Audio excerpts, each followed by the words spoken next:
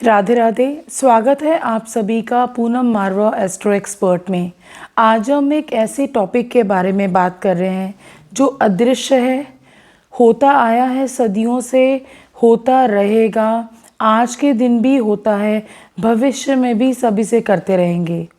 क्या ऐसा टॉपिक है और क्या कारण है इसके पीछे, क्यों लोग करते आए हैं आज तक, क्यों लोग आज भी कर रहे हैं, सदियां कितनी बदल गई तब भी कर रहे हैं, क्यों आगे आने वाली सदियों में भी करते रहेंगे, क्या कारण है ऐसे अदृश्य चीज़ के होने के।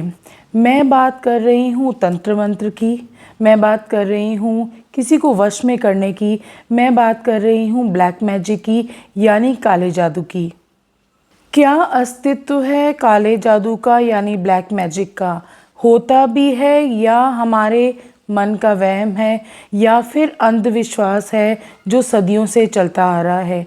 कितने मॉडर्न हो गए हैं हम लोग, आज से लेकर पुराने 100 सालों की भी बात करें, हर चीज़ में मॉडर्न है, साइंटिफिकली प्रूवन चीज़ों को यूज़ करते हैं, कितना पढ़ लिख गए हैं, तब भी कहीं ना कहीं हमारे मन में तंत्र मंत्र को लेकर अगर हम लोग उसको फेस कर रहे हैं तो कहीं ना कहीं विश्वास देखा गया है। मैंने अपने बचपन से ही देखा है अपनी मम्मी को, अपनी दादी को, अपनी नानी को यह कहते हुए कि दिवाली की रात को बाहर नहीं जाना, कुछ ऊपरी हवा लग सकती है, या फिर चौराहे पर पड़े हुए नींबू मिर्च को क्रॉस नहीं करना, कुछ तंत्र मंत्र आप पर हो सकता है, या फिर अंधेरे सुनसान जगह पर अकेले नहीं जाना, कुछ चीज़ को उठाना नहीं है, या और भी सफ़ेद चीज़ किसी के हाथ से नहीं खानी, कुछ मीठा किसी के हाथ से नहीं खाना। क्या है जो हम सुनते आ रहे हैं? क्या ऐसा कुछ हमारे बड़ों ने भी फेस किया? क्या वो हमें इस सब से बचाना चाह रहे हैं? ऐसा क्या हुआ जो हमारे बड़े या तो फेस कर चुके हैं या औरों को देख चुके हैं अपने आसपास, या हमें बचाना चाह रहे हैं, या हमारी आने वाली जनरेशन्स को बचाना चाह रहे हैं? आज भी हम छोटे बच्चे को कान के पीछे काला टीका लगाते हैं, आज भी हम नज़र उतारते हैं। कभी किसी की तबीयत ख़राब हो घर में, सबसे पहला काम ही ये होता है, अगर बुखार ना उतर रहा हो तो मम्मी यही बोलती है कि नज़र उतार लो। हम भी अपने बच्चों की नज़र उतारते हैं। आज भी हम 7 मिर्चें लाल लेकर उन्हें जलाते हैं नज़र उतार कर वारने के बाद। ऐसा क्या है, ऐसा क्या विश्वास हमारे मन में आज तक बसा हुआ है? कुछ तो रीज़न होगा, कुछ तो हम आसपास देख रहे होंगे या कुछ हम महसूस कर रहे होंगे जो नॉर्मल नहीं है, नॉर्मल से परे है। क्या है ये नेगेटिविटी? क्या है ये ऊपरी हवा? क्या है ये ब्लैक मैजिक जिसके बारे में कहीं ना कहीं सबकॉन्शियस माइंड में हमारे में ये बसा हुआ है? इससे हमें बचकर रहना है। क्या इसके सिम्टम्स रहते हैं? क्या ये सिमिलर है हमारी कुंडली में बैठे ग्रहों की प्लेसमेंट अगर कुछ है उनसे हम आइडेंटिफाई कर सकते हैं, या फिर बुरे ग्रह आने वाले हैं या उनकी दशा या अंतर्दशा आने वाली है, उनके बुरे इफ़ेक्ट को हम क्या हम उससे कंपेयर कर रहे हैं या सिमिलर मान रहे हैं ब्लैक मैजिक से? मैं दोनों के बारे में डिटेल में बात करूंगी। हम जितना समझ सकेंगे उससे हम अपने जीवन को प्रोटेक्ट करेंगे। सबसे पहली बात, आगे आने वाली परेशानियों से बचेंगे। और अगर ऐसा कुछ फेस कर रहे हैं तो कुछ सिंपल रेमेडीज़ करके, सात्विक होकर, स्पिरिचुअल होकर अपने जीवन को अच्छा बनाने की तरफ बढ़ेंगे। ब्लैक मैजिक या नेगेटिविटी को अगर हम पहचाने तो सबसे पहला सिम्टम ये आता है कि आपके जीवन में अचानक से कुछ ना कुछ बुरा होना शुरू हो जाता है, चाहे फिज़िकल हेल्थ की बात हो या फिर आपकी जॉब जाने तक की बात हो या बिज़नेस में एकदम से नुकसान हो। अगर जैसे मैंने ग्रहों की बात की, अगर तो कोई ऐसे ग्रह जो आपकी कुंडली में अच्छा इफेक्ट नहीं दे रहे हैं या शुभ राशि में नहीं बैठे, शुभ भाव में नहीं बैठे हैं, उसकी अंतर्दशा या महादशा आती है या सूक्ष्म दशा भी आती है, तो उसमें और ब्लैक मैजिक होने में क्या क्या डिफरेंस है? देखिए, मैं आपको समझाना चाहूँगी यहाँ। जब भी किसी ऐसे बुरे ग्रह जो हमारे कुछ कुंडली में बैठा हो उसकी महादशा या अंतर्दशा आएगी, उस केस में उस ग्रह का इफ़ेक्ट हमें कुछ महीने पहले या 15-20 दिन पहले होना शुरू हो जाएगा। पर ब्लैक मैजिक का रिज़ल्ट या इफ़ेक्ट जो हमारी लाइफ पे आता है वो एक अचानक से आता है, एकदम से आता है। सब कुछ जीवन बिल्कुल सही चल रहा है और अचानक से सब तहस नहस हो जाएगा। पर ग्रहों की दशा और अंतर्दशा स्लोली स्टेडली आपको वार्न करते हुए चलती है, ताकि हम उसके कुछ उपाय करने शुरू कर दें, या जो भी कार्य हम अपने जीवन में करते हैं उनको हम बैलेंस करना शुरू कर दें। जब भी ब्लैक मैजिक की बात होती है तो आपके जीवन में नेगेटिव चीज़ें अचानक से आना शुरू हो जाएंगी, जैसे हेल्थ अचानक से ख़राब हो जाएगी, बाल गिरना शुरू हो जाएंगे अचानक से, या फिर फाइनेंशियल लॉसेस। मैंने बोला घर के वास्तु में कहीं ना कहीं आपको कुछ बुरी चीज़ें या एहसास होना शुरू हो जाएंगी, मनी ब्लॉकेजेस शुरू हो जाएंगे, आपके घर में कलह कलेश शुरू हो जाएंगे, आपस में बनना ही बंद हो जाएगी विदाउट एनी रीजंस। आगे मैं डिटेल में और बात करूंगी क्या रीजंस हैं, क्या सिम्टम्स हैं, कौन कर सकता है हमारे ऊपर काला जादू, यह भी हम डिटेल में बात करेंगे, क्योंकि यह समझ लिया तो हम थोड़ा सा कॉन्शियस रह सकते हैं अपने जीवन को लेकर, या किनके साथ हम तालमेल बिठा रहे हैं उनको लेकर। चलिए शुरू करते हैं। क्या फिजिकल चेंजेस या नेगेटिव इम्पैक्ट आपको अपनी बॉडी पर देखने को मिलेगा। पहला लक्षण है रात को नींद खुल जाना अराउंड 2 से 2:30 के बीच में। अनईजी फील करना लग जाएंगे आप, या तो सांस लेने में परेशानी फील करेंगे या उठकर बैठ जाएंगे, समझ नहीं आएगा क्या हुआ। ना तो आपको प्यास लगी होगी, ना आपको वॉशरूम जाने की ज़रूरत होगी, पर कुछ तो ऐसा होगा, अचानक से नींद खुलेगी जिसमें समझ ही नहीं आएगा आपको कि क्या हो रहा है। और जब तक ये रिपीटेड नहीं हो रहा, देखिए एक बार में आपको समझ नहीं आएगा, बार बार हफ्ता 10 दिन आपकी रोज़ ही नींद खुल रही है, आप अनईजी फील कर रहे हैं, गला घुट रहा है आपका, समझ नहीं आ रहा हो क्या रहा है या मैं कहाँ पर हूँ, ऐसी कंडीशन में आप मान के चलिए ये पक्का ऐसा लक्षण है कि आप पर कुछ ना कुछ क्रिया की गई है। अगली बात आप और ये नोटिस कर सकते हैं, रात को एक तो नींद खुलने का मैंने बताया, दूसरा बुरे सपने आ सकते हैं लगातार। कुछ महीने आपको लगातार बुरे सपने आ रहे हैं, समझ नहीं आएगा क्यों आ रहे हैं, क्या ऐसे डर के साथ आप सो रहे हैं। कभी कभी तो ऐसा होता है ना कि किसी से लड़ाई हो गई या आप स्ट्रेस एंजाइटी फील कर रहे हैं और रात को आपको उसी टॉपिक से रिलेटेड बुरा सपना आ गया। जैसे जॉब में मान लीजिए किसी से बात हुई और वही रात को आपको, क्योंकि नेगेटिव सोच के सोए हैं, तो आपको सपना आ सकता है कि मेरी जॉब चली गई, ऐसा कुछ। बट यह जब सपने आपके हम बात करें, कुछ करे कराए के समय में ऐसे सपने आते हैं तो अलग तरीके के, लाइफ आपकी सही चल रही है, अलग तरीके के डरावने सपने आपको आएंगे जिनका रीज़न ढूंढना मुश्किल हो जाएगा और लगातार आएंगे आपको ये सपने। हफ्ते में 4-5 बार आपको ऐसे सपने आ रहे हैं, 2-4 महीने लगातार आ रहे हैं, तो बिल्कुल सावधान हो जाइए, कुछ ना कुछ आप पर करा हुआ है। आगे समझेंगे कि उसको हमें सॉल्व कैसे करना है। रेमेडीज़ मैं हर चीज़ की ज़रूर बताऊंगी आपको।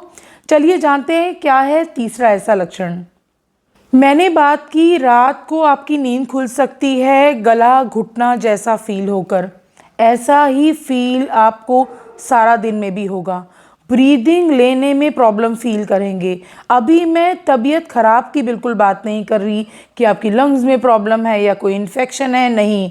आप अनईजी फील करेंगे, लंबा आपको सांस लेना पड़ेगा। ये एक सिम्टम मैंने अपने कुछ क्लाइंट्स में देखा है जब वो इस टाइप की प्रॉब्लम फेस कर रहे थे, कोशिश कर रहे हैं, प्राणायाम ले आए अपने जीवन में, सुबह की ब्रीदिंग एक्सरसाइजेस करने लगे, उसके बाद भी सारा दिन अनईजी फील करेंगे, लंबी लंबी सांस लेने की ज़रूरत पड़ती है उन लोगों को।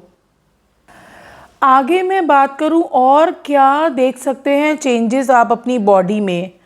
आपका फेस डल होना शुरू हो जाएगा, आँखों के नीचे काले घेरे आना शुरू हो जाएंगे, चाहे आप समय से सो रहे हैं तब भी विदाउट एनी एक्सप्लेनेशन ये सब सिम्टम्स आपको आपके फेस पर देखने को मिलेंगे। बालों की बात करें तो बाल गिरना शुरू हो जाएंगे अचानक से। मैं एक बात शेयर करना चाहूँगी, थोड़ी पर्सनल है। लाइफ के एक फ़ेज़ में, बहुत डिफ़िकल्ट फ़ेज़ में मैंने भी ये फेस किया। मेरे बाल अचानक से ही गिरना शुरू हो गए थे, काफ़ी छोटे हो गए, शुरू से ही बचपन से ही काफ़ी घने रहे हैं मेरे बाल, बट यहाँ पर इतने बाल झड़ने शुरू हो गए, स्कैल्प दिखनी शुरू हो गई, क्योंकि सबसे हेल्दीएस्ट मेरी बॉडी में मेरे बाल रहे हैं, पर वहाँ पर मैंने उनको लूज़ करना शुरू कर दिया, जबकि डाइट में कोई प्रॉब्लम नहीं आ रही थी, कोई स्ट्रेस नहीं था, तब मुझे थोड़ी सी भनक हुई कि कुछ ना कुछ ऐसा हो रहा है जीवन में जो सही नहीं है, यानी नॉर्मल नहीं है। आगे मैं बात करूंगी कि मैंने क्या रेमेडीज़ की थी जो इफ़ेक्टिव रही, अपना एक्सपीरियंस भी शेयर करूंगी मेरी रेमेडीज़ के टाइम। फिज़िकली बॉडी ऑर्डर आना शुरू हो जाएगा आपको आपकी बॉडी में से, जैसे मे बी आप सिगरेट पी रहे हों, जबकि फीमेल भी हों, और अगर आप मेल भी हैं और आप सिगरेट नहीं पी रहे, एक अलग तरीके की बदबू आएगी आपको आपकी बॉडी में से। जितना भी अपने आप को साफ़ रख लें, जितनी बार भी दिन में नहा लें, कपड़े चेंज कर लें, पर एक स्मेल जो हमेशा आपकी बॉडी से आपको खुद को भी आती रहेगी। पहली एहसास खुद को ही होगी। दूसरा, अगर ये ज़्यादा लेवल पर करा गया है आप पर, तो आपके आसपास के लोगों को भी वो स्मेल आनी शुरू हो जाएगी। देखिए, पसीने यानी स्वेट की स्मेल डिफरेंट होती है। यह पसीने में मिलके भी अलग तरीके से स्मेल आएगी, जिसको बियर करना आपको खुद को भी मुश्किल लगेगा। एक कॉमन सिम्टम मैंने और भी सब ऐसे क्लाइंट्स में देखा है जो लोग ये ब्लैक मैजिक या तंत्र मंत्र या वशीकरण का प्रॉब्लम फेस कर रहे होते हैं, उनकी रीढ़ की हड्डी में दर्द होता है। देखिए, रीढ़ की हड्डी यानी स्पाइन में दर्द होने के बहुत रीजंस हो सकते हैं, sciatica भी उनमें से एक है। बट अगर आप पर कुछ कराया है, तो यहाँ पर मान लीजिए साल में आपका 50 या 100 बार अगर आपको दर्द हो रहा है आपकी स्पाइन में, तो sciatica से हार्डली 10 बार होगा। बाकी सब जो पेन है आपकी पीठ के, यह तंत्र मंत्र से रिलेटेड का सिम्टम है। sciatica वाले इवेंट्स को तो आप उनको तो ठीक कर सकते हैं, पर इस इवेंट को जब तक नहीं ठीक करेंगे, आप लगातार दर्द महसूस करेंगे अपनी स्पाइन में। जब भी स्पाइन में पेन की बात होगी तो आपको लेटना भी मुश्किल महसूस होगा। देखिए, यहाँ पर जब तंत्र मंत्र किसी पे किया जाता है तो इंसान की लाइफ फिजिकली जब हम बात करें तो अनईजी फील करने लग जाता है। ब्रीदिंग की मैंने बात की, रात को अचानक नींद टूटने की बात की, नींद पूरी नहीं हो पाना, स्पाइन में प्रॉब्लम, ईजीली सो नहीं पाना, फिज़िकली इतना अनईजी फील करना कि अपने कामों को सही तरीके से परफॉर्म ही ना कर पाएँ और फोकस ही ना कर पाएँ अपने जीवन पर।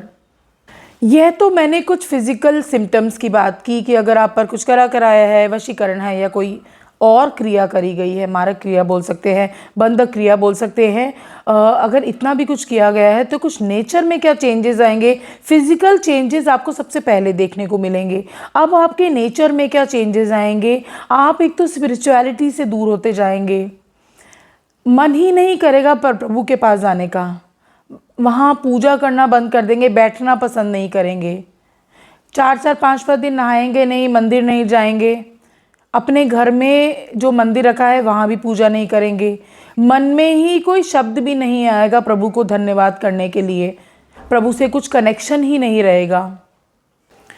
गुस्सा बढ़ता जाएगा आपके जीवन में। गुस्सा एग्जैक्टली बोले तो इरिटेट होना शुरू हो जाएंगे, रीज़न समझ नहीं आएगा, कारण समझ नहीं आएगा, आपके सामने कौन खड़ा है ये समझ नहीं आएगा। हाँ, सामने खड़े होने की बात करें तो कई बार कुछ ऐसे कार्य किए जाते हैं आप पर, कुछ ऐसे तंत्र मंत्र किए जाते हैं जैसे कपल्स में ही नहीं बनने दें, तो उस तरीके के लड़ाइयाँ भी आपको कपल्स में मिल सकती हैं। अगर आप शादीशुदा नहीं हैं और आपके बिजनेस को रोकने के लिए या आपकी ग्रोथ को या फाइनेंशियल ग्रोथ को रोकने के लिए आप पर ये क्रिया की गई है, तो आपके आसपास जितने भी बिजनेस से रिलेटेड लोग होंगे उनके साथ आपका राइट कनेक्शन नहीं रहेगा। कुछ भी कभी भी गलत बोल जाएंगे, गुस्से में बोल जाएंगे, मन पर काबू उस समय थोड़ा कम रहेगा। बिजनेस की बात करें तो हैस्ट डिसीजंस लेंगे, बिना सोचे समझे कहाँ पैसा लगा दिए, कुछ कंट्रोल ही नहीं रहेगा आपको खुद पर भी।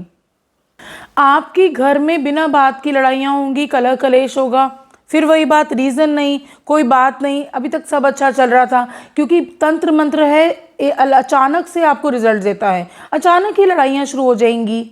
अच्छा, घर ऐसे केसेस में कई बार ये देखा गया है कि घर में घुसते ही जो ऐसे इंसान होते हैं वो ज़्यादा प्रॉब्लमेटिक खुद भी फील करने लगते हैं या घर के लोगों के साथ, घर से बाहर रहेंगे फिर भी कुछ ठीक रहेंगे, क्योंकि अगर किसी पर्सनल ने आपकी साथ ही किया है आपके घर को ख़राब करने के लिए, तो घर में होना आपको ज़्यादा परेशानी देगा।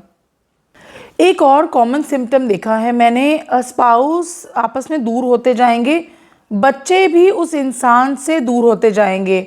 अभी तक काफ़ी प्यार था, अच्छा घूमना फिरना सब चीज़ें, अचानक से ही अलग अलग रहने लग जाएंगे, बच्चे बात करना बंद कर देंगे। एक बात और देखी गई है, ऐसे विक्टिम्स जो होते हैं वो लोग दिन में कम एक्टिव रहते हैं, रात में ज़्यादा एक्टिव मिलेंगे। दिन में कहीं कोने में लाइट बंद करके रूम में रहेंगे, एक्सप्लेनेशन नहीं है, कोई पूछे भी तो आप क्यों कर रहे हैं, या बाहर निकलिए, अपने आप को फ्रेश करिए, नहाइए, प्रभु की तरफ जाइए, अपने आप को ठीक करिए, पर नहीं, कोई रीज़न नहीं होगा। उनका मन ही नहीं चलेगा, कदम ही नहीं चलेगा अपने आप को सही रखने, अपने आप को सात्विक रखने की तरफ। मनी ब्लॉकेजेस होना शुरू हो जाएंगे आपकी लाइफ में। जॉब अच्छी चल रही थी, अचानक से जॉब चली गई। बिजनेस अच्छा चल रहा था, अचानक से बहुत बड़े बड़े लॉसेस होना शुरू हो गए। नई अपॉर्चुनिटीज़ भी नहीं आ रही, अब कोई रीज़न नहीं है, सब ठीक चल रहा था, अचानक से ही सब होता चला गया। अब इतने सारे फिज़िकल और नॉर्मल ट्रेट्स की मैंने बात की पहचानने के लिए कि कहीं आप पर भी ऐसा कुछ तो नहीं हुआ। अब रीज़न क्या हो सकता है, बहुत इम्पॉर्टेंट बात है। जब तक हम रीज़न को नहीं समझेंगे, रूट कॉज को नहीं समझेंगे, कुछ भी सिम्टम्स अगर आपकी लाइफ से मैच कर रहे हैं और आप प्रॉब्लम्स ऐसी फेस कर रहे हैं, तो समझना बहुत ज़रूरी है कि कौन कर रहा होगा। अब सबसे पहले रीज़न है ईर्ष्या यानी जेलसी। किसी को भी रोकने के लिए एक छोटा सा यही रीज़न काफ़ी है। अगर हम खुश नहीं हैं अपने किसी जानने वाली की प्रोग्रेस को लेके, अब जानने वाले में आपकी फैमिली मेम्बर्स भी हो सकते हैं, या फिर कोलीग हो सकते हैं, ऑफिस में कोई हो सकता है। अगर कोई आपकी ग्रोथ से खुश नहीं है, आपकी हैप्पीनेस से खुश नहीं है, तो वो जेलसी ही है जो उन्हें प्रोवोक करती है आपके खिलाफ कुछ करने के लिए। और एक ही रीज़न है, जेलसी जेलसी जेलसी। इस जेलसी में जो लोग आप पर करवा सकते हैं तंत्र मंत्र या कुछ बाधक क्रिया या मारक क्रिया, वो बेसिकली आपको आगे नहीं बढ़ने देना चाहते। वो चाहते हैं कि आपके पास खुशियाँ कम रहे, आपके रिश्ते खराब हो जाएं, आपके पास पैसा ना रहे, आपको जीवन जीने के लाले पड़ जाएं। रीज़न तो मैंने बता दिया, और ये भी बोल दिया कोई ना कोई क्लोज होगा आपके जो यह कर रहा होगा। क्योंकि देखिए, हम दुनिया में कितने लोगों को देखते हैं, कितनों को जानते हैं जो फेमस हैं, बट हम उन्हें पर्सनली नहीं जानते। तो क्या हम उनका कोई ख़राब कर सकते हैं, या पॉसिबिलिटी होती है, या कोई रीज़न ही नहीं होता। बट जब क्लोज रिलेटिव्स की बात आ जाती है, क्लोज कंजक्शन की बात आ जाती है, तो वहाँ पर रीज़न होते हैं। ईर्ष्या मैंने आपको बताया, तो कौन कर सकता है, वो यही है, कोई बहुत क्लोज होगा जो आप पर यह कर रहा होगा। आपके एक्स हस्बैंड हो सकते हैं, आपकी एक्स वाइफ हो सकती है, एक्स बॉयफ्रेंड हो सकता है, एक्स गर्लफ्रेंड हो सकती है, या फिर स्टेप मदर, स्टेप फादर, इनमें से कोई भी हो सकता है।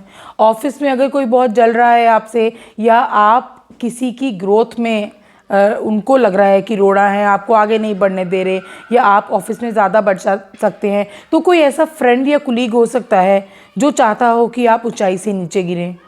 कई बार बहुत वर्स्ट केसेस में ये भी देखा गया है, खुद के माँ बाप भी होते हैं। अगर एक बच्चे को सपोर्ट करना है और दूसरे को आगे नहीं आने देना, तो यहाँ पर देखिए इक्वालिटी नहीं होती। मैं कुछ अलग नहीं बोल रही, पर यस, पेरेंट्स भी ऐसे करते हैं ताकि एक बच्चा, उनका फेवरेट बच्चा या जो कमज़ोर बच्चा हो, वो थोड़ा आगे बढ़ जाए, और जो बहुत तेज़ बच्चा है, जो ग्रोथ कर रहा है अपनी लाइफ में, सक्सेस पा रहा है, वो पीछे रह जाए। सेम वे अपने माँ बाप पर बच्चे भी करवाते हैं ताकि प्रॉपर्टी मिल सके। कोई ना कोई रीज़न ज़रूर होगा। ईर्ष्या सबसे बड़ा रीज़न मैंने फील किया है। जितने भी लोगों से बात की इस टॉपिक को लेके, एक ही इम्पॉर्टेंट चीज़ निकली, ईर्ष्या। जेलसी है, कोई आगे क्यों बढ़ रहा है, हम क्यों पीछे रह गए, वो इतना खुश क्यों है, हम नहीं अपनी शादीशुदा जीवन में खुश। तो ईर्ष्या सबसे इम्पॉर्टेंट रीज़न है। देन सेकेंडरी कुछ परसेंटेज जब मैं बात करूँ, तो मोनेटरी बेनिफिट्स आ जाते हैं जब सिबलिंग्स की बात हो या पेरेंट्स की बात हो। तो यहाँ पर कई बार बच्चों को भी देखा गया है माँ बाप पर, बूढ़े माँ बाप पर करते हुए, कि वो अपना कंट्रोल खो दें और प्रॉपर्टी का हिस्सा जो करवा रहा है उसके नाम कर दें। अभी मैंने सिम्टम्स की बात की, ट्रेट्स की बात की, कौन करवा सकता है तंत्र मंत्र, यह बात की, क्या रीज़न हो सकता है ब्लैक मैजिक कराने का, यह बात की। अब जिन पर ब्लैक मैजिक हो रहा है या जिन पर ब्लैक मैजिक का असर हो रहा है, उन लोगों में भी कुछ ना कुछ कमी होती होगी। अब क्या है ऐसी कमी जिससे वो इसकी चपेट में आ जाते हैं? विक्टिम की बात करें तो सबसे पहली कमज़ोरी विक्टिम का चंद्रमा कमज़ोर होगा, यानी ओवर इमोशनल होते हैं ऐसे लोग, भ्रमित रहते हैं अपने जीवन को लेकर, माइंड या बिल्कुल अनस्टेबल रहता है, थॉट प्रोसेस अनस्टेबल रहता है, बहुत फर्म नहीं होते अपने थॉट्स को लेकर। ऐसे लोग जल्दी चपेट में आते हैं तंत्र मंत्र के। अब जो लोग तंत्र विद्या करते हैं या वशीकरण करते हैं या फिर ब्लैक मैजिक करते हैं, उनको डिसाइड कैसे किया जाता है? अब तांत्रिक यह फेस रीडिंग करके बता सकते हैं कि ऐसे इंसान को कंट्रोल किया जा सकता है या नहीं। इसीलिए फ़ोटो का बहुत यूज़ किया जाता है जब भी वशीकरण और तंत्र मंत्र की बात हो, ताकि पहचान सके तांत्रिक कि इस पर पॉसिबिलिटी है कुछ होने की या नहीं होने की। देखिए, तंत्र मंत्र भी हर किसी पर नहीं किया जा सकता, हर तरीके का तंत्र मंत्र भी नहीं किया जा सकता, सबका रिजल्ट भी नहीं लिया जा सकता। कुंडली में प्लेसमेंट की बात करें तो 8वां घर दिखाता है छुपी हुई विद्याओं का, यानी तंत्र मंत्र का। अब ये पॉजिटिव भी हो सकती है और नेगेटिव भी हो सकती है। अब हम बात कर रहे हैं विक्टिम कौन रहेंगे। अब जिनके भी 8वें घर में, कुंडली के 8वें भाव में राहु महाराज बैठे हों, केतु बैठे हों या शनि बैठे हों, तीनों में से कोई भी एक ग्रह या कंजंक्शन में खराब होकर बैठे हों, ऐसे लोग काफ़ी जल्दी विक्टिम बन सकते हैं। 8वें भाव में अभी तो मैंने बताया कि ये ग्रह अगर खराब होकर बैठे हों, अगर यह ग्रह अच्छे होकर बैठे हों तो कई बार ऐसे वाले जातक तंत्र मंत्र को लोगों की हेल्प करने के लिए यूज़ करते हैं। यहाँ पर वह लोगों का नुकसान नहीं पहुँचाते, पर अचीवमेंट्स करने के लिए कई बार ऐसे तंत्र विद्याओं को यूज़ किया जाता है या लोगों की तबीयत ठीक करने के लिए यूज़ किया जाता है। यहाँ पर अगर नेगेटिव है तब वह दूसरों को नुकसान पहुंचाने के लिए या विक्टिम होने के लिए, दोनों केसेस में वो लोग ऐसे प्लेसमेंट में मिलेंगे। पर अगर पॉजिटिव है तो यहाँ पर उन पर तंत्र मंत्र नहीं किया जा सकता या रिजल्ट नहीं आएगा या विक्टिम नहीं बनेंगे, या फिर अगर वो खुद ऐसी क्रियाओं में संलग्न होंगे तो वह लोगों का अच्छा करने के लिए इन्वॉल्व होंगे। 8वें भाव के साथ साथ 8वीं राशि से भी हम देख सकते हैं कि जहाँ पर भी कुंडली में 8वीं राशि बैठी है, साथ में क्या है, राहु शनि केतु तो नहीं बैठे, उस केस में, या अगर आपकी राशि गलत घर में बैठी हुई है, या फिर फर्स्ट हाउस यानी लगन के जो राशि के लॉर्ड हैं और 8वीं हाउस की राशि के लॉर्ड का आपस में कोई कनेक्शन तो नहीं बन रहा, इस केस में भी आप बहुत जल्दी विक्टिम बन सकते हैं काले जादू के।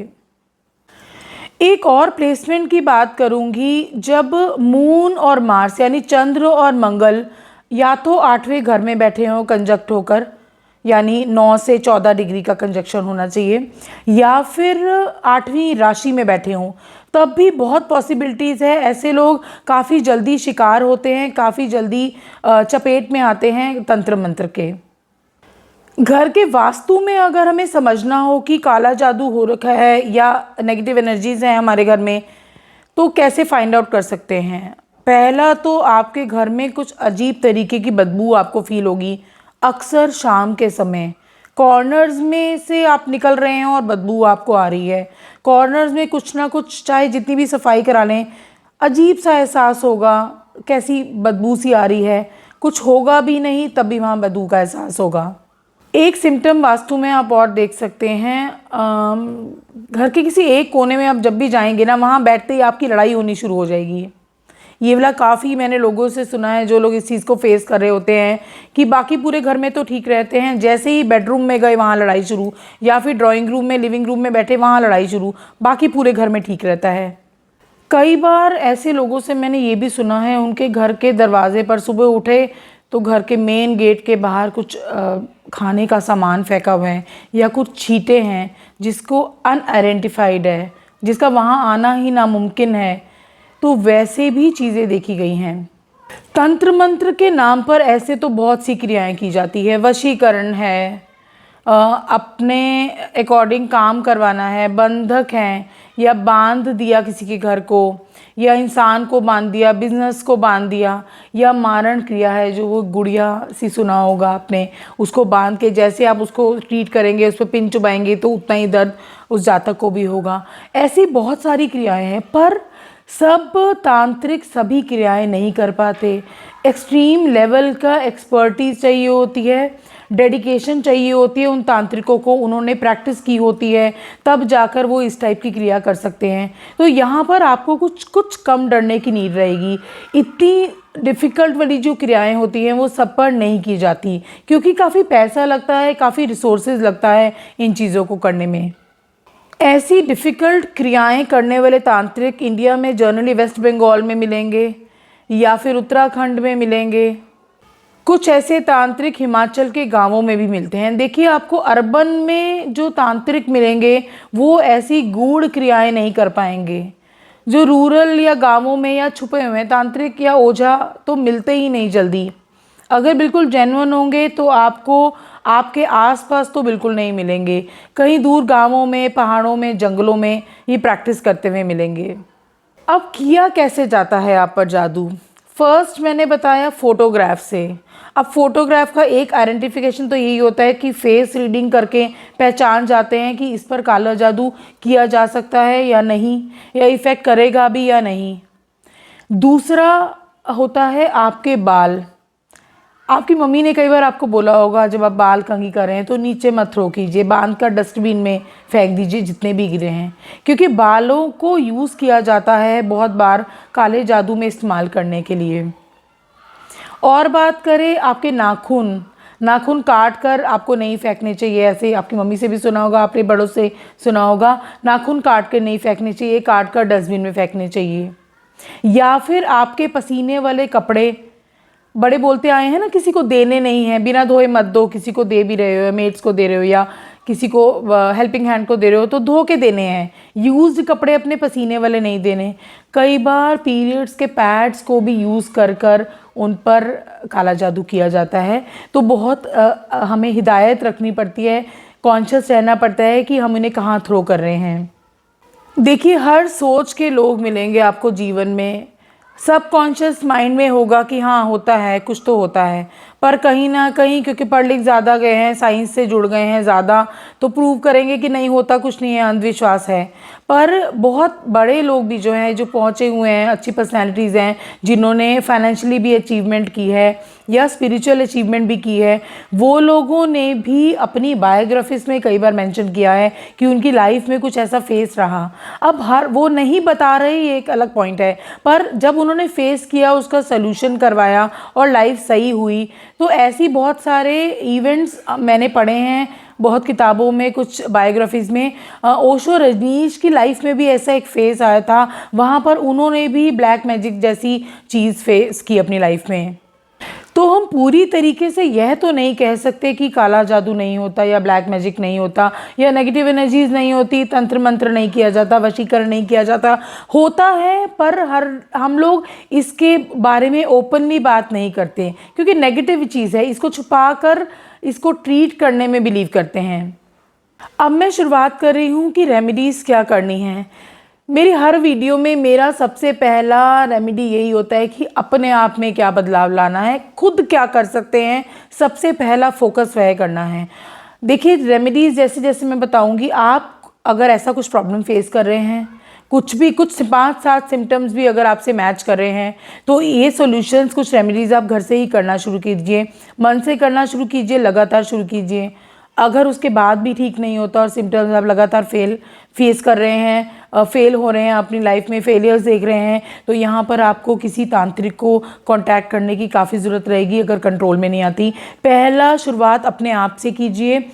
हाँ, पॉसिबिलिटी है, अगर आप प्रभु की शरण में आकर इच्छा शक्ति तीव्र कर कर इन रेमेडीज़ को कर रहे हैं, तो आप खुद भी इन चीज़ों को ठीक कर सकते हैं। मैंने वीडियो के बीच में आपको बताया था, एक फेज़ आया था जब मुझे भी फील हुआ मुझ पर कुछ किया गया है। रीजंस काफ़ी हो सकते हैं और किसी जानने वाले ने ही किया था। 2 चीज़ें हुई, जिस बॉडी पार्ट में मुझे बिना किसी रीज़न के प्रॉब्लम होनी शुरू हो गई थी, और मैंने पता कैसे लगाया कि किसने किया है, उस इंसान में वही बॉडी पार्ट निकाल दिया गया 1 हफ्ते के अंदर। अब 1 हफ्ते के टाइम को मैं इतना प्रेशर क्यों दे रही हूँ? क्योंकि मैंने अपनी पूरी एनर्जीज़ लगा दी थी, भगवान की शरण में आ गई थी, सात्विक हो गई थी, पूजा पाठ ज़्यादा करना शुरू कर दिया था, रेमेडीज़ जो मैं बता रही हूँ वो करनी शुरू कर दी थी, बहुत जल्दी बच गई थी। देखिए, मेरा फोकस भी ये नहीं था कि मुझे सामने वाले को नुकसान पहुंचाना है, मेरा फोकस यही था कि मुझे बचना है। पर ये बोला जाता है कि जो भी ऐसी क्रियाएं करता है वापस उन्हीं पर जाकर वो लगता है, जबकि मेरा फोकस उनको परेशान करना नहीं था, पर वो उनके साथ वो हुआ जो उन्होंने किया वापस उनको मिला।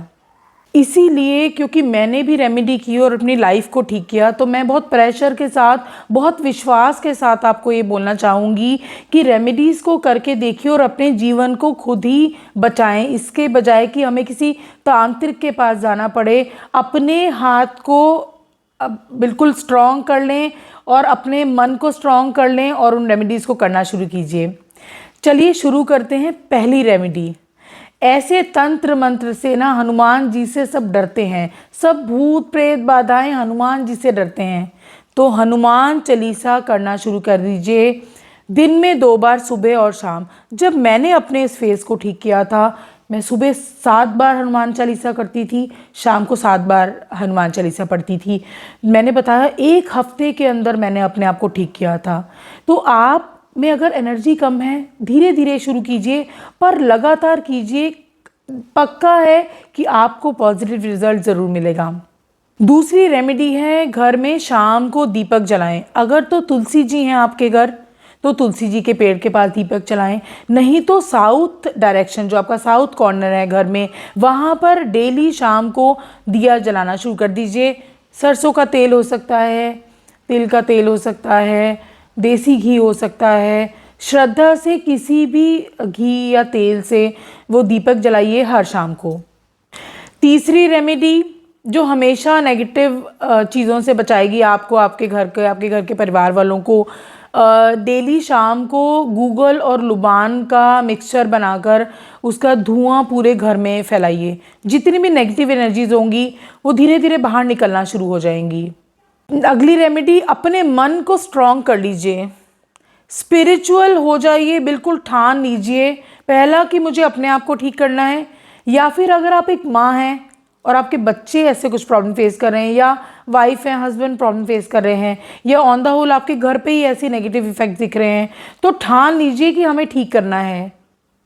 मन को स्ट्रॉन्ग जितना आप कर लेंगे, आप पर नेगेटिव एनर्जीज दूर होती चली जाएंगी, ऑरा इतना स्ट्रांग हो जाएगा आपके पास कि आपके पास नेगेटिव एनर्जीज आ ही नहीं सकेंगी। ऐसी रेमेडीज़ के टाइम आपको सात्विक होना बहुत ज़रूरी है, नॉनवेज नहीं, मदिरा नहीं, इनसे दूर हो जाइए, प्रभु की शरण में दिल से चली जाइए, दूर भागेंगी नेगेटिव एनर्जीज आपसे। अगर आपको लग रहा हो कि रिज़ल्ट थोड़ा कम आ रहा है तो एक मैं रेमेडी आपको और बताना चाहूँगी। शनिवार के दिन काला धागा लीजिए, मंदिर जाइए, पंडित जी से अपने सीधे हाथ में बंधवाइए और उल्टे पैर में बंधवाइए। अगले हफ्ते उसको पानी में प्रवाह कर दीजिए, मतलब अगले शनिवार। तो जितनी भी आपकी बॉडी पर भी नेगेटिव एनर्जीज होंगी वह सारी भी आपकी पानी में प्रवाह हो जाएंगी। और अगली रेमेडी है, मंदिर जाकर पंडित जी से झाड़ा करवा सकते हैं 3 बार, यानी 3 मंगलवार। अब माँ बगलामुखी के आगे, अब किसी मंदिर में अगर माँ बगलामुखी नहीं है तब भी कोई प्रॉब्लम नहीं, पर मंदिरों में मोर के पंख के बना एक आपको झुंड मिलेगा, एक बंच मिलेगा, उस बंच से झाड़ा किया जाता है, कुछ भी नेगेटिव एनर्जीज होती है हटाई जाती हैं। मैंने तो अपने बचपन में, अपने उस टाइम में भी देखा था कि माएँ ले जाती थी जब बच्चों पे नज़र लगती थी पंडित जी से झाड़ा करवाने के लिए 3 मंगलवार। अगर 3 मंगलवार तक की आप वेट नहीं कर सकते तो 3 समय को एक साथ कर सकते हैं, जैसे एक शाम किया, अगली सुबह किया, फिर शाम किया, यह भी काफ़ी जल्दी इफेक्ट देगा आपको। मेहंदीपुर बालाजी राजस्थान का तो नाम आपने सुना ही होगा। अगर बहुत ज़्यादा प्रॉब्लम फेस कर रहे हैं, इंसान पे ऊपरी साया इतना ज़्यादा हो गया है कि वह कुछ रिज़ल्ट या फिर कुछ परफॉर्म करने के काबिल ही नहीं रह रहा, और यहाँ पर लेके जाइए मेहंदीपुर में, आशीर्वाद दिलवाइए, वहाँ पर झाड़ा करवाइए, वहाँ इलाज करवाइए, पॉसिबिलिटी है फिर ठीक होने की। एक हिदायत दी जाती है जब भी वहाँ जाया जाता है तो परफ्यूम लगाकर एक तो नहीं जाया जाता, माना जाता है कि ऐसी जो आत्माएं होती हैं, ऐसी बुरी शक्तियाँ होती हैं, उन्हें परफ्यूम अपनी तरफ खींचता है, तो कई बार ये साथ आने की पॉसिबिलिटी रहती है, तो मना किया जाता है कोई भी सुगंधित चीज़ ना लगा के जाने के लिए बॉडी पर। दूसरा एक चीज़ और बोली जाती है, जब भी मेहंदीपुर बालाजी जाएं तो वहाँ पर जो भी प्रसाद दिया गया है आपको वहीं पर खा के आ जाएं, या पानी है वहीं पी कर आए, वहाँ से कोई भी खाने पीने की चीज़ या फिर कुछ खरीद के भी, कुछ गिफ्ट किसी के लिए या प्रसाद कुछ भी अपने घर नहीं लेकर आना। लाल किताब का एक उपाय बताया जाता है, अगर आप ऐसी कुछ प्रॉब्लम फेस कर रहे हैं तो सिर को हमेशा ढक कर रखें, आप फिर कम चीज़ें एब्जॉर्ब करेंगे। देखिए यहाँ का जो चक्र होता है ये चीज़ें एब्जॉर्ब करता है, और अगर नेगेटिव चीज़ें आपके पास आ रही हैं तो यहीं से आएंगी, तो हिदायत दी जाती है कि आप अपने सिर को ढक के रखें। एक एग्जांपल और देना चाहूँगी मैं, पुराने समय में जनरली माताएं तो थी वो भी सर ढक के रखती थी, या बड़े लोग जो थे या दादा वगैरह देखे वो भी एक टोपी डाल के रखते थे या पगड़ी बांध के रखते थे, तो यह उनके सम्मान का तो प्रतीक था ही, पर फिर इन्हें नेगेटिव एनर्जी से भी बचते थे। अभी हम लोग जनरली बाल हमेशा खुले रखते हैं, गीले बालों में बाहर चले जाते हैं, समय नहीं देखते बाहर जाने का, चाहे हमारी मदर्स हमें थोड़ा टोक भी रही हैं, कई बार हमें बुरा लगने लग जाता है, पर ये कुछ छोटी छोटी सी चीज़ें होती हैं जिनको लेके जब हम कॉन्शियस नहीं होते तो हमें ये इफ़ेक्ट कर जाती हैं गलत तरीके से, नेगेटिव तरीके से। यह सब रेमेडीज़ करने के बाद भी अगर आपको रिज़ल्ट नहीं मिल रहा, आपकी लाइफ ठीक नहीं हो रही, जो भी प्रॉब्लम फेस कर रहे हैं वो ठीक नहीं हो रही, तो आपको किसी एक्सपर्ट को ज़रूर मिलना चाहिए। पर जिस भी तांत्रिक या ऊर्जा के पास आप इलाज कराने जा रहे हैं, अपने मन की आवाज़ एक बार ज़रूर सुनिएगा, क्या वो सही कर रहा है या आपसे पैसे लूटने के लिए कुछ सोल्यूशन कर रहा है। जब आप अपने मन की आवाज़ सुनेंगे तो आप समझ पाएंगे कि यह इंसान हमारे लिए सही है या नहीं। वीडियो को एंड करने से पहले मैं एक पर्सनल थॉट शेयर करना चाहूँगी आपसे। ये तो आपने सुना होगा, मन के हारे हार है, मन के जीते जीत। अब अगर आपने ठान लिया पॉजिटिव रहना है, आपने ठान लिया कॉन्शियस रहना है, आपने ठान लिया सॉल्यूशन निकालना है, तो कोई ऐसी चीज़ नहीं जो आपको रोक पाए। ठान लीजिए, प्रभु के चरणों में आ जाइए, स्पिरिचुअल हो जाइए, सात्विक हो जाइए, घर में गूगल और लुबान का धुआं करें, हर शाम को दीपक चलाएं। कुछ भी ऐसा नहीं है जो आप अचीव ना कर पाएँ, बिल्कुल दूर भगाने में पॉसिबल रहेंगे अगर आप भी मन से इन रेमेडीज़ को करते हैं। सब आपके हाथ में ही है।